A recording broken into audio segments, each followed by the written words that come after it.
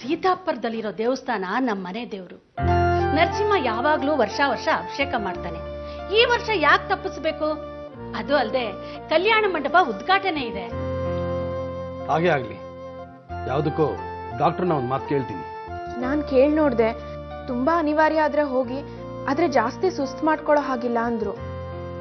ನಾನು ಹೋಗಕ್ಕಾಗದೇ ಇದ್ರೆ ಇನ್ಯಾರು ಹೋಗ್ಬೋದಾಗಿತ್ತು?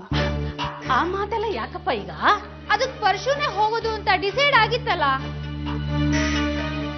ಇನ್ಯಾ ಕಾರ್ಯಕ್ರಮದಲ್ಲಿ ಬದಲಾವಣೆ? ದೇವರ ಅಭಿಷೇಕ, ಕಲ್ಯಾಣ ಮಂಟಪದ ಉದ್ಘಾಟನೆ ಪರಶುನೇ ಮಾಡ್ಲಿ.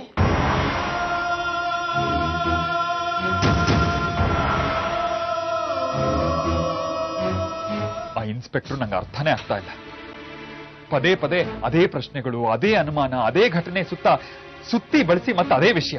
ನಾನ್ ನಿಮ್ಗೆ ಹೇಳಿಲ್ವಾ ಹರಿ, ನಿಮ್ಮ ವಿರುದ್ಧ ಈ ಮನೆಯಲ್ಲಿ ಷಡ್ಯಂತ್ರ ನಡೀತಿದೆ ಅಂತ? ನೀನ್ ಸ್ವಲ್ಪ ಸುಮ್ಮನಿರ್ತೀಯಾ? ಹಳೇ ಇಂಜಿನ್ ತರ ಶುರು ಮಾಡಬೇಡ. ಅಲ್ವೋ, ಕಳ್ಳನ್ ಬಿಟ್ಟು ಸನ್ಯಾಸಿನ ಕಟ್ ಹಾಕ್ದಾಗಾಯ್ತು. ನಿನ್ನ ಯಾಕೆ ಇಷ್ಟೊಂದು ವಿಚಾರಣೆ ಮಾಡ್ತಾರೆ?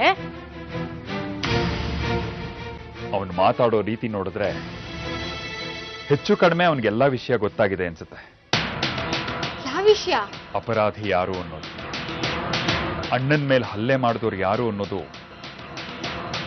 ಅವನಿಗೆ ಗೊತ್ತಾಗಿದೆ. ನೀನ್ಯಾಕೋ ನಿಮ್ಮ ಅಕ್ಕನ ಜೊತೆ ನಿಮ್ಮ ಅಮ್ಮನ ನೋಡಕ್ ಹೋಗ್ಲಿಲ್ಲ? ಅಕ್ಕ ಅಮ್ಮನ್ ನೋಡಕ್ ಹೋದ್ಲಾ? ಮತ್ ನನ್ನ ಕರೀಲೇ ಇಲ್ಲ. ನೀನ್ ಬರಲ್ಲ ಅಂದಂತೆ? ಇಲ್ಲ ಬಾವ, ನಾನ್ ಯಾಕೆ ಹಂಗೇಳಿ?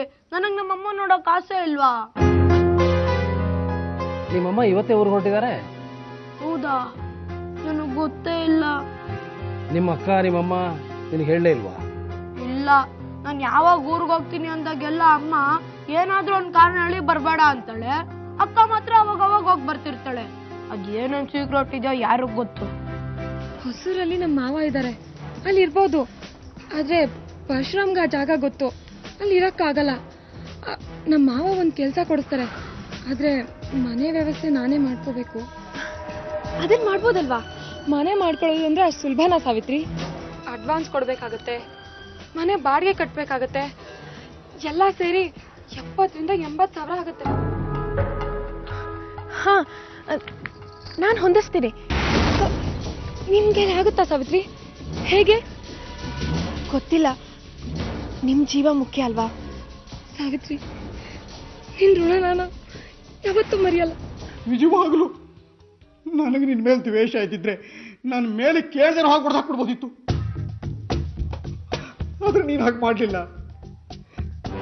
ನನಗೆ ಈಗೆಲ್ಲ ಅರ್ಥ ಆಗ್ತಾ ಇದೆ. ನನ್ನ ಕ್ಷಮಿಸ್ಬಿಡು ಅಣ್ಣ, ನನ್ನ ಕ್ಷಮಿಸ್ಬಿಡು. ಏ ಪರಶು, ಆಗಿದೆಲ್ಲ ಆಯ್ತು, ಮುಂದೆ ಮುಂದೆ ಯಾವತ್ತೂ ಹೇಳೋಗ್ಬಿಡೋದಿಲ್ಲ ಅಣ್ಣ. ನೀನ್ ಆಣೆ, ನನ್ನ ಹೆಂಡತಿ ಆಣೆ, ನನ್ನ ಮಗು ಮೇಲೆ ಆಣೆ, ಮುಂದೆ ಯಾವತ್ತೂ ಹೀಗಾಗೋದಕ್ಕೆ ಬಿಡೋದಿಲ್ಲ ಅಣ್ಣ, ನಾನು ಬಿಡೋದಿಲ್ಲ. ಇದೆಲ್ಲ ನಿಜ ಏನು? ಇದೆಲ್ಲ ನಿಜ ಏನು ಪರಶು? ಪರಶು, ಪರಶು. ನರ್ಮದಾಕ್ಕನ್ ಫೋಟೋ ನಾನೇ ತೆಗೆದ್ಬಿಟ್ಟೆ. ಯಾಕೆ? ಹೋದವ್ರನ್ನ ನೆನೆಸ್ಕೊಂಡು ಇರೋರಿಗೆ ಅನ್ಯಾಯ ಆಗಬಾರ್ದು ಅಂತ.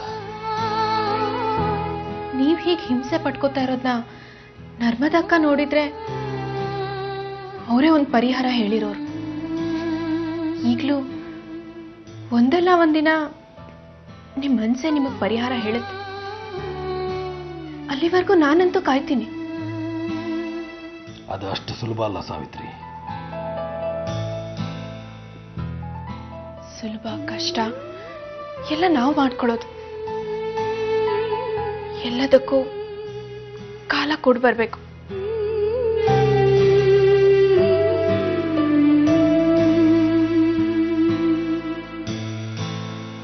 ಇದ್ರ ಜಾಗ ಇಲ್ಲೇ, ಬದಲಾಗಬಾರ್ದು.